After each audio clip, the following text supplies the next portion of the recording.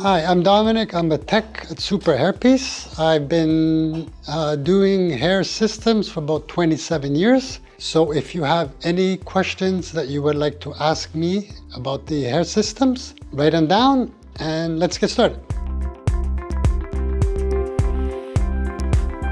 The easiest way to prevent the systems from shedding is don't overwash them. I would recommend you wash the system twice a week at the most.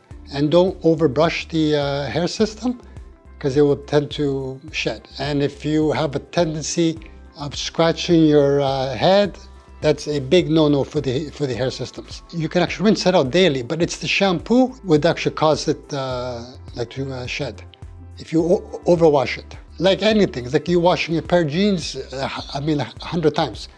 They tend to fade, they tend to tear. That's it for today. If you liked this video, please leave a comment.